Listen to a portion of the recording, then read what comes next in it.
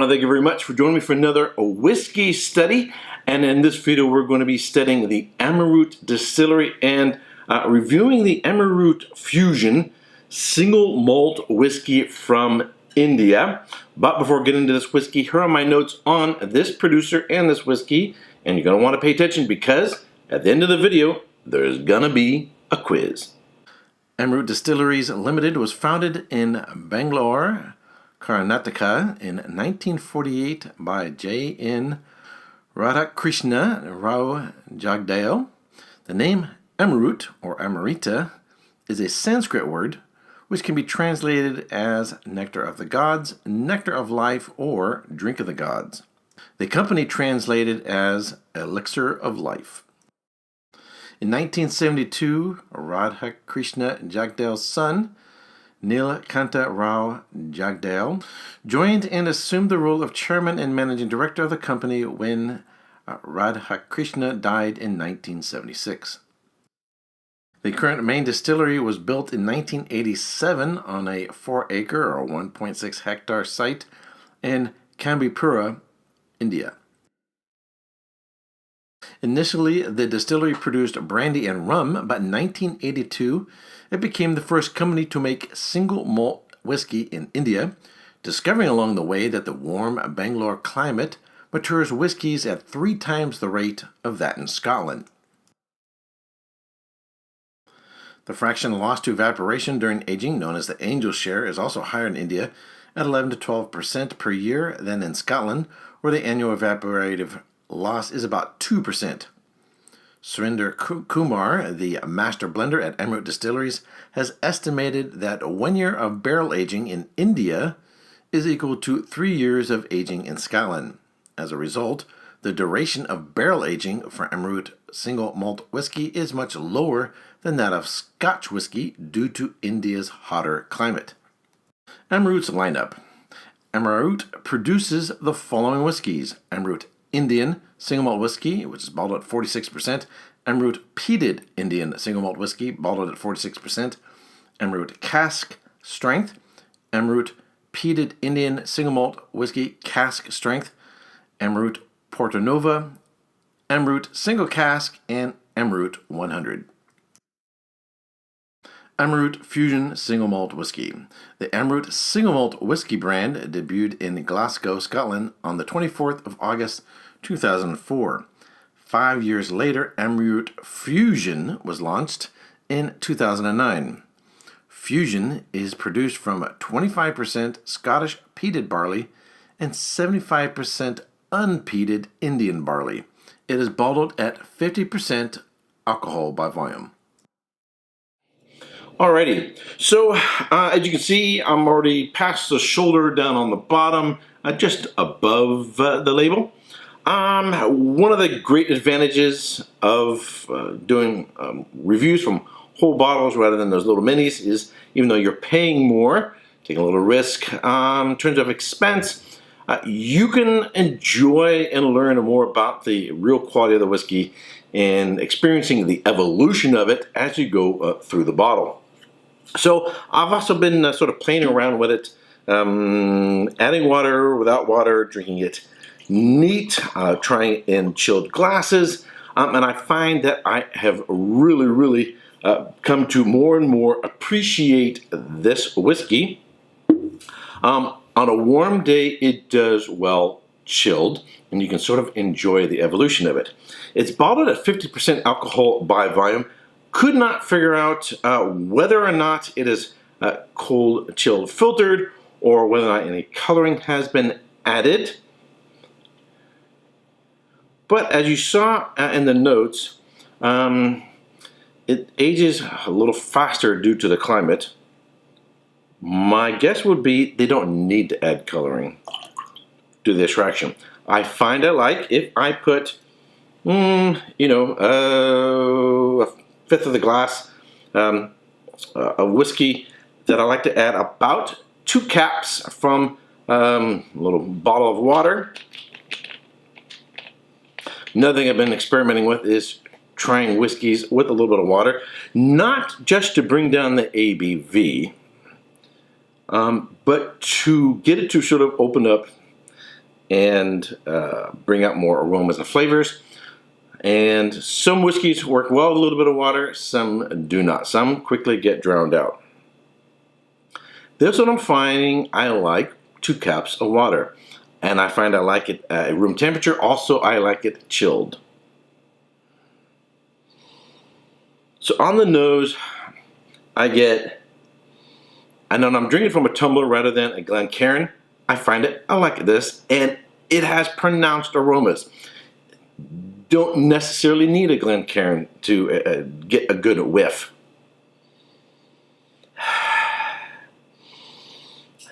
I get dark fruits. I get fig, dates, raisins. I get some caramel, a little bit of coffee, minute amount of smoke, some caramelized honey, brown sugar,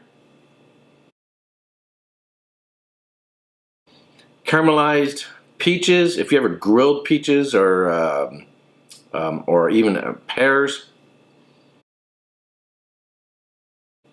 grilled apples with cinnamon on them,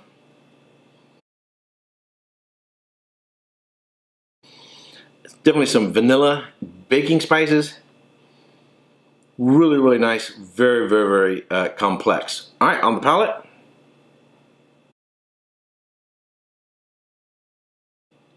Really, really, really nice. So this sells for, I think it was around $58 retail here in the United States. After paying taxes, it's getting close to $70. Quality price ratio is extremely high.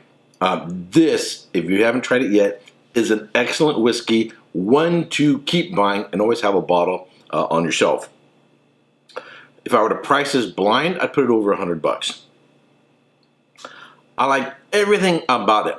I like the fruits. I like the sort of earthy character to it. There's even just a slight nuttiness. I like the candied character to it, of the caramel and all that. It is really sweet, medium bodied, whether you add water or not. And has a nice, real long finish.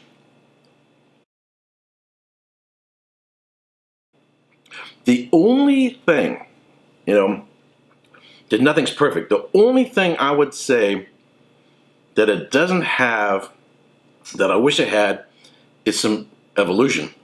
I'm kind of getting the same thing up front, in the middle, and in the finish. I like whiskeys that give you a ride, that provide an experience that's different in the middle than from the front and in the finish. But I'm nitpicking, right? I'm looking for something to comment on. But it's an absolutely killer whiskey. Highly recommend it. Score-wise, I'm going to give it 90 points. Whiskey Bible gave it 97 points. What would it take for me to give it higher? That one thing, the evolution of it. But for this price range, I think it's going to be really challenged to find something of this quality and at this price. One thing, so if you saw in the notes,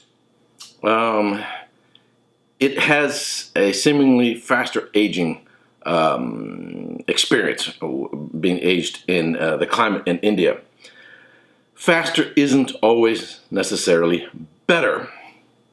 You don't get the same results that you would from a slower aging process. Think of your microwave oven. A microwave oven, yeah, it cooks your food a lot faster, but it's not the same quality in cooking your food, regardless of what kinds of pans or specialized packaging or whatever it is you're using to cook the food in the microwave, as you do it in an oven. And even your oven in home isn't as good as a slow cooker or as a crock pot slow cooker, right? There's just something qualitatively in having a little bit of patience in cooking your food that's going to give you a higher level of flavor and textures and just a better food from slow cooking versus fast cooking. So they have an advantage that they can have a sort of a faster turnover rate in India in production-wise, but I think they are losing something in that speed of aging. And I would be interested to see if they can reduce the angel share loss if they were to give even more time in aging, and see what this would come out. But that being said, again, this is a really, really nice whiskey, and one I will definitely buy again, and I would like to check out some of their other expressions. All right, that's it for this review. Here comes the quiz.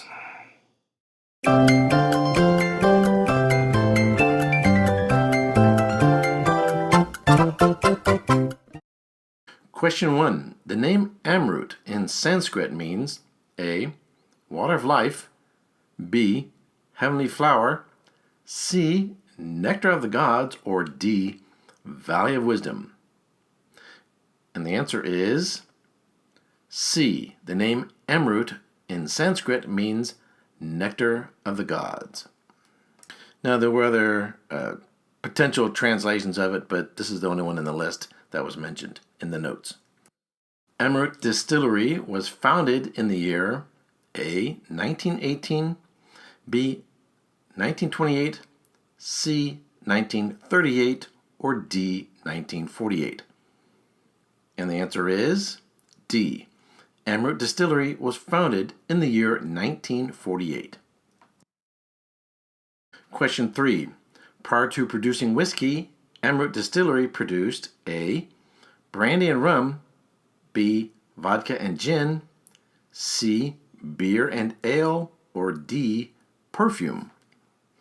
And the answer is A. Prior to producing whiskey, Amrut Distillery produced brandy and rum. Question 4. According to Amrut's master distiller, Surinder Kumar, 1 year of barrel aging in India is equal to how many years aging in Scotland? A. 2 years, B. 3 years, C. 4 years, or D. 5 years. And the answer is B. According to Amrut's master distiller, Surinder Kumar, 1 year of barrel aging in India is equal to 3 years aging in Scotland. Question 5. Amrut Fusion is made from the following grains. A. 100% malted Scottish peated barley, B. 50% malted Scottish peated barley and 50% unpeated Scottish barley, C. 25% Scottish peated barley and 75% unpeated Indian barley, D. 25% Indian peated barley and 75% unpeated Indian barley. And the answer is C. 25% Scottish peated barley and 75% unpeated Indian barley. So essentially, 25% of the barley is imported and 75% is not imported, and it's not peated. So all the peat comes from Scotland. All right, I hope you enjoyed this whiskey study and review. If you subscribe to this channel, I want to thank you very much. If you haven't yet subscribed, you like watching my videos, I would greatly appreciate it if you subscribe. Give it a thumbs up, share with your friends on Facebook, Twitter, and other social networking channels. And until next time, cheers. If you have benefited from my wine or whiskey studies and you wish to support this ongoing work, I ask that you become a Patreon supporter. The link to my Patreon account is in the description box below.